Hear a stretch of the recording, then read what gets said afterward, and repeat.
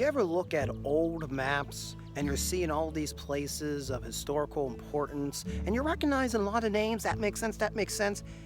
And then you see a name that you never heard of before and you're completely bewildered. What the heck is that doing out in the middle of nowhere? Well, that's kind of what started my impromptu journey here. We are in Beaver, Pennsylvania. We're north of Pittsburgh, Pennsylvania. During the American Revolution, an American fort was built right where I'm standing, or more correct, in this residential area. I am walking would have been the outer wall of the fort. And this fort surprisingly has three very important chapters to its history, not only to local Western Pennsylvanian history, but to American history. So we are going to tell you the story of Fort McIntosh on this edition of Retracing History.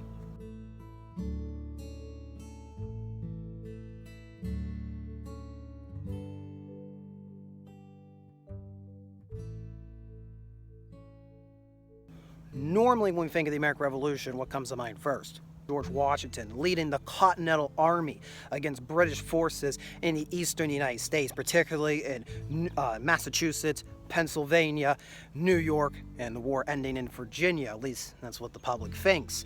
Few people realize there was a Western theater occurring simultaneously that had covered far more ground.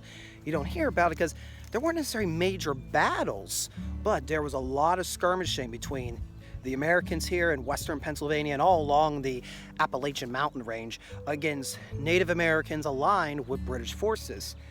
To catch you up on the speed, I don't think it takes a genius to realize that the United States of America was not here hundreds of years ago. It did not come into existence until 1776. So before that, this land was disputed territory between the British Empire and its colonies, the French Empire, and the Native Americans that were living here before any European settlers arrived. And gradually over time, through treaties or through conquest, Native Americans were losing more and more of their land here in Western Pennsylvania.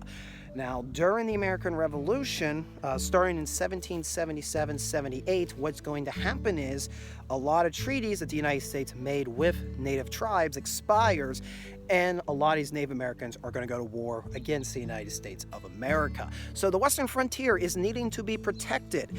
The biggest fort for the United States to use is Fort Pitt, down this river here.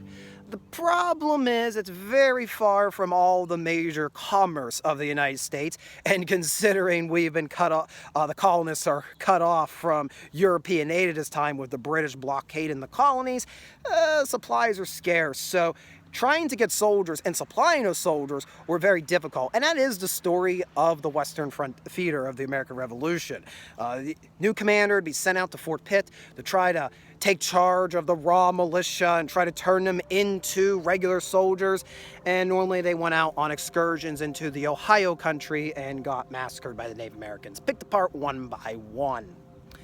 Fort McIntosh was built in the summer of 1778, in the middle of this scene.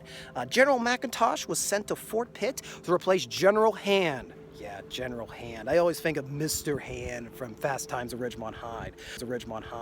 But after several years, Mr. Hand was not succeeding in his efforts, so Washington sent McIntosh out here. And McIntosh was able to organize the men, get them into much better fighting force than previously been noted, and his mission was to launch a campaign against Fort Detroit, which was the primary British stronghold in the western theater of the war. Now, Fort Detroit is all the way over there, many hundreds of miles. So it's going to take a little while to get out there. So what McIntosh decided to do was start building a chain of forts down the Ohio River toward Fort Detroit. And the first of those forts was here, Fort McIntosh.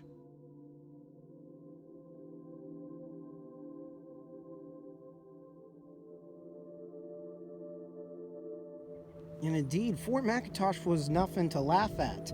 As much as we talk about the supply issues occurring on the western frontier during the Rev War, you see this is where we're currently located. And we're over in one corner apparently, and it's a much massive property. What you're seeing, these stones, these are actually the original footers for the southern wall to be able to set up an overlook the bluff over the Ohio River. And they believe that these are the footers for the fireplaces, and due to the artifacts found right where we're standing, they believe this is where the officers' quarters may have been. And they found some interesting items. They found U.S. buttons, artillery projectiles. They found a lot of artifacts are found here. I forget, it was thousands, they said, but pieces, thousands of pieces. Some of them are on display at a nearby museum. I will currently post a photo of that while I'm talking. So, starting to rain, gotta take shelter under a tree. Let me tell you the rest of the story, Bo. So, McIntosh was able to start moving a small army out here to Fort McIntosh, named after him, right here at the confluence of the Beaver River with the Ohio River. He's starting to go toward Fort Detroit. He's using the Ohio River. Very smart. Use the rivers. The Ohio River is going west downstream, so you're not fighting against it. And believe it or not, I was surprised to read that at its peak, this fort had about 1,500 men garrisoning it. And it also had an interesting design. There's dispute on what exactly Fort McIntosh may have looked like, but it appears to have taken the shape of a trapezoid, with the river wall facing the Ohio River longer than the land wall. Now, there were some criticism thrown at this fortification. You will notice behind me there is a dominating hillside, and should the British, for some reason, decide to send all their soldiers halfway across the planet down the Great Lakes to attack pesky old Fort Pitt, they can blow Fort McIntosh apart. In all likelihood, the British would not have been able to. They wouldn't have really considered attacking Fort Pitt. It wasn't a priority, much like how the Americans were treating the attack on Fort Detroit. Speaking of that, so Washington and Washington and the Continental Army basically were telling whoever's at Fort Pitt, if you want to go and harass against Fort Detroit, that's fine, but we can't provide any supplies, so don't put on a general engagement. But as you can see, McIntosh is taking a big risk. He's building this whole fort out here, and he would build another fort, have his troops could build another fort in Ohio called Fort Lawrence. We will someday get to Fort Lawrence, and I will tell you all the wonders, or as I say, the horrors of Fort Lawrence. But the long story short, the supply troubles that plagued Mr. Hund were now plaguing General McIntosh. And the small garrison out in Fort Lawrence had little supplies. They became besieged by Native Americans and some British soldiers. And though they were able to hold off the siege, they were starved to the point they were eating moccasin stew. And in early 1779, they abandoned the fort and fell back here to Fort McIntosh. That essentially put the kibosh on McIntosh's time commanding the western frontier.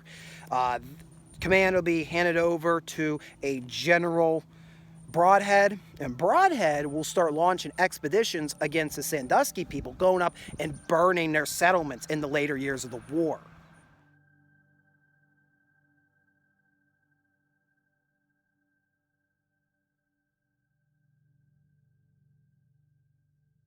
So they must have these plaques actually located all around the little park. So we were over there looking at the possible officer quarters. We're a little farther here into the what would this be? This would be the southeastern bastion here. If you can see correlating, there's the bastion and there's the footer right out there on the horizon. Size and shape of the fort was confirmed by the angle of the nearby foundation wall, which matches the opposite wall on the west side. Fort was built very large and well suited, constructed of square-hewn logs and horizontal on stone foundations, with the outer walls formed partly by the barracks and other buildings of the perimeter. So what they're saying is, it's something that was pretty common. The back wall of buildings like barracks would be incorporated into the stockade of the fort.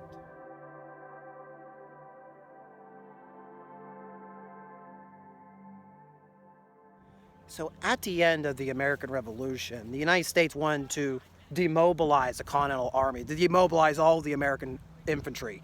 And the reason for that was they didn't want to incite what incited the revolution. British soldiers being forced into cities, living in people's houses, making demands. They didn't want to go for that again. So they were going to demobilize, but there was the problem of the western frontier. America wanted to expand west.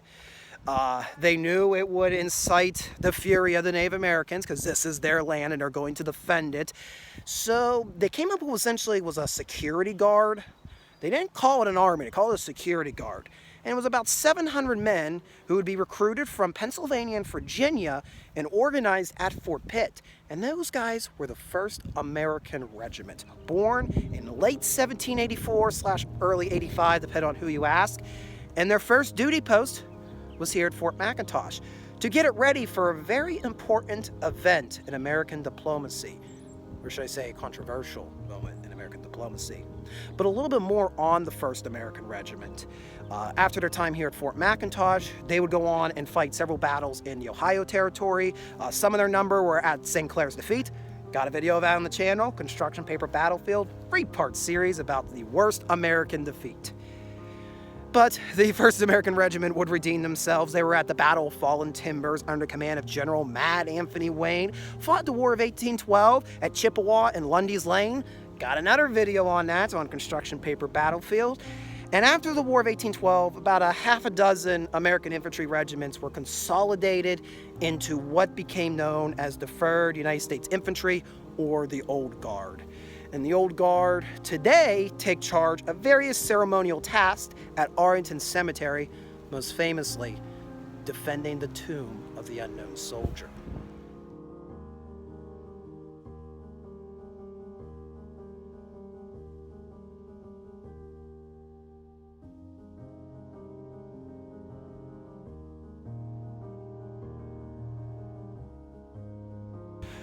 Of course, never fails when I try to come out and do a video. Weather does not want to cooperate. It's getting windy, it's getting dark. I'm going to tell you the rest of the story in post. Stay tuned.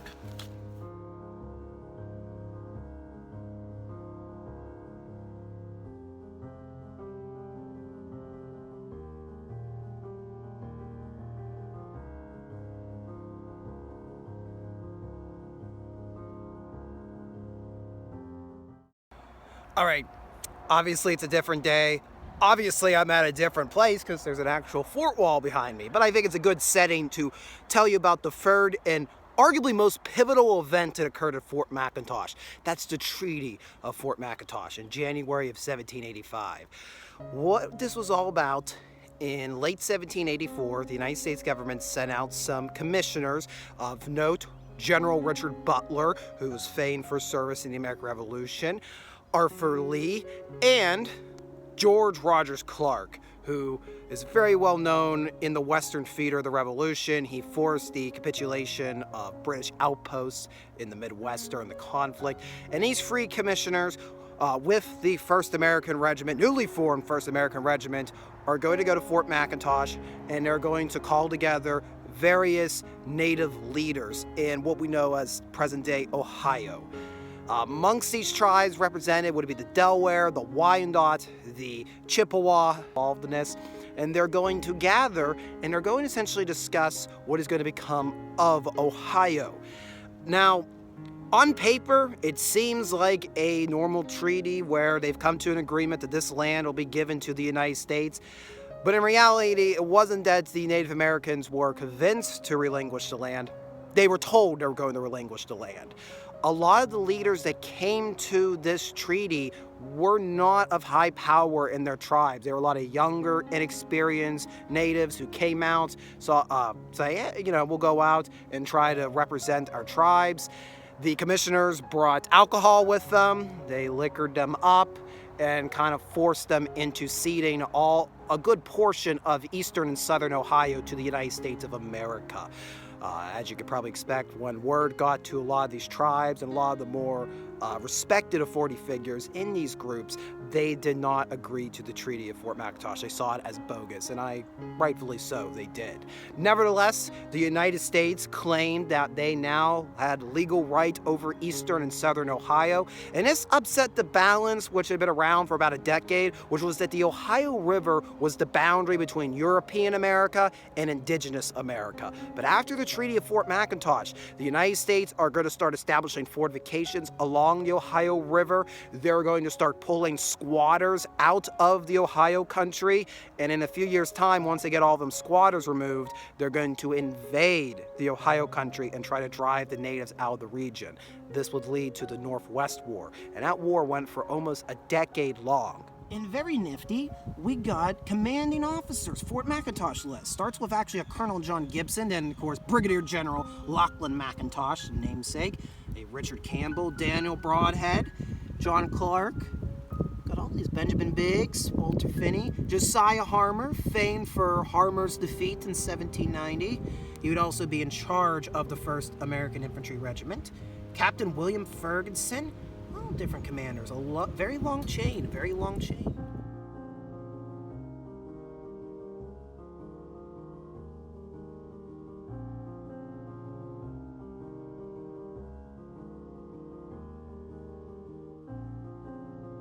And as you can see, it's coming down. But thank you for watching this episode of Retracing History. These are the lengths I go to uncover forgotten history. I never heard about this place before. I looked at an old historical map, and look where it got me. It got me some new information about where the old guard of the United States Infantry came from, about the forgotten Western theater of the American Revolution, about the Treaty of Fort McIntosh, and some of the shady things that went with it. And it got me soaking wet. Likely, I'll be sick next week because of all this. But that's what you do for the love of it. That's what you do to preserve history. If you want to see more videos like this, first, hit the like button down below. That lets the algorithm of YouTube or Rumble know that these videos are popular and history matters. If you want to go the extra miles, subscribe to Redoubt Productions. Actually, that's not the extra mile, but I still appreciate if you subscribe to Redoubt Productions. That means you'll be the first notified when a new video like this comes out. If you want to go the extra, let's say the extra 5 miles, you can buy me a cup of cappuccino at Ko-fi, because I'm going to need it to heat me up after this day. Thank you guys for watching. We'll see you in the next video.